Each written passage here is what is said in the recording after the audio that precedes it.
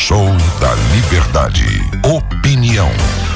Vamos ouvir o que diz o cientista político Vanúcio Pimentel sobre a condenação em mais de 27 anos de prisão do ex-presidente Jair Bolsonaro e também os seus aliados. Quem traz as informações para a gente é o cientista político, professor universitário Vanúcio Pimentel. Muito bom dia, professor. Bom dia, Núbia. Bom dia a todos os ouvintes aqui do Show da Liberdade. Hoje, sexta-feira, 12 de setembro, é um dia histórico para a democracia brasileira. Pela primeira vez na história, uma tentativa de golpe foi punida pela justiça comum do país, né? Ontem, com o voto da ministra Carmen Lúcia e do ministro Cristiano Zanin, formou-se a maioria que condenou Jair Messias Bolsonaro e os demais réus por uma série de crimes, incluindo a tentativa de abolição do Estado de Direito, né? Encontrando-se ali todos eles envolvidos em uma trama que representou aí o julgamento um marco na história do país. Por que representa um marco na história do país? Quando a gente faz o levantamento da história republicana do Brasil desde 1889, que começou com um golpe de Estado, foram 14 tentativas e golpes de Estado que ocorreram no Brasil, incluindo essa de 2022, agora tipificada como tentativa de golpe. Entre golpes e tentativas, o Brasil teve 14 eventos dessa natureza. Desses 14, 7 eles foram não apenas tentados, mas consumados, ou seja, nós tivemos 7 golpes de Estado e mais 7 tentativas de golpe. E pela primeira vez na história, esse tipo de conduta que é extremamente comum na história do Brasil, ele foi punido pela primeira vez e, obviamente, espera-se que seja pela última vez que o país enfrente novamente uma tentativa ou um golpe de Estado. A consolidação da democracia no Brasil passa por enfrentar esses fantasmas do passado. E aí, diante de todo o julgamento, diante de todas as provas, apesar de algumas pessoas que ainda não aceitem esse resultado, mas o próprio ex-presidente Jair Bolsonaro, ele nunca negou exatamente que tenha tentado, né? Nunca tentou desmentir as provas e nunca tentou dizer que não planejou e não tentou executar.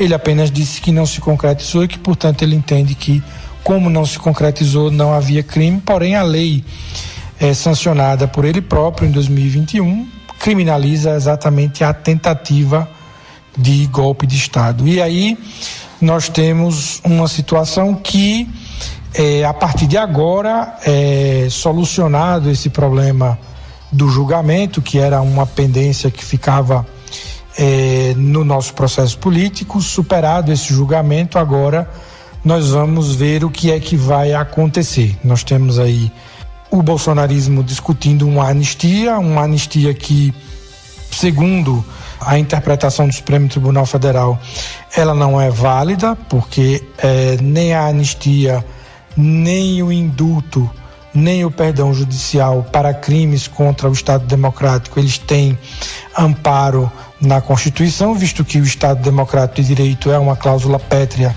da Constituição Federal, portanto, não poderia ser ela alterada por um processo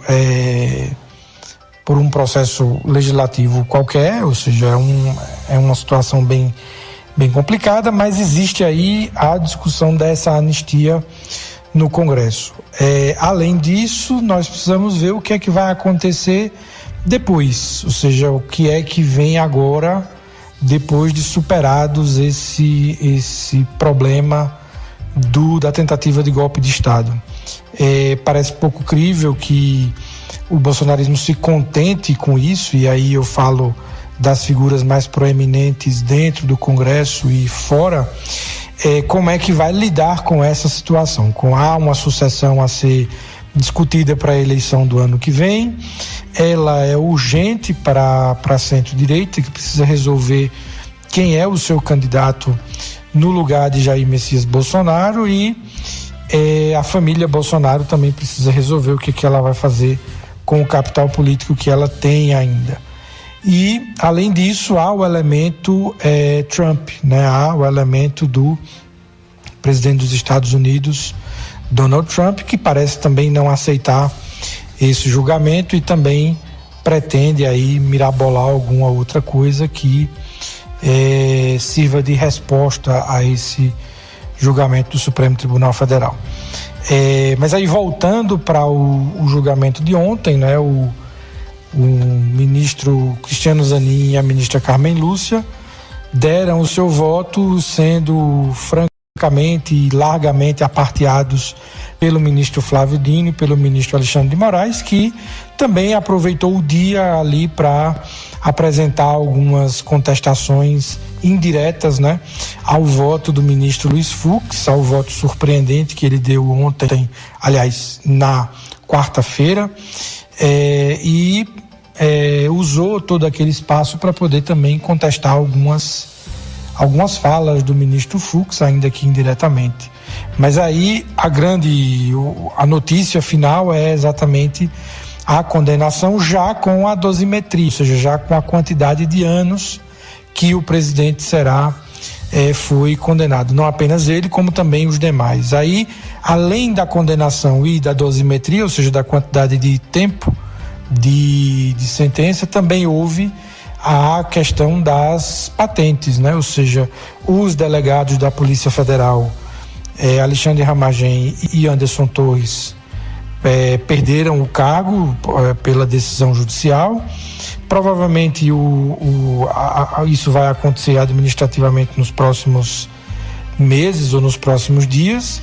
E também há o caso das patentes dos envolvidos, dos condenados, né, dos generais e do próprio Jair Bolsonaro, que é capitão reformado e que, quando há uma condenação na justiça comum, perde-se as patentes, e aí isso vai agora para uma outra instância para que as patentes sejam cassadas. Enfim, todo esse julgamento culmina na data de ontem, né, com essa condenação, e a partir de agora a gente tem que ver como é que as forças políticas internas do país e externas, como é que elas vão se comportar a partir desse julgamento. Mas o julgamento é histórico, a condenação é histórica, a quantidade de tempo, né, da sentença também é histórico, porque trata-se de uma lei nova, a lei do Estado Democrático de Direito, e a gente vai ver agora como é que isso vai se conformar a partir de agora. Então vamos acompanhar, e na próxima semana nós teremos aí várias e várias outras situações a analisar. Então um abraço a todos e até o sábado agora. Muito obrigada, professor Vanúcio, e até amanhã.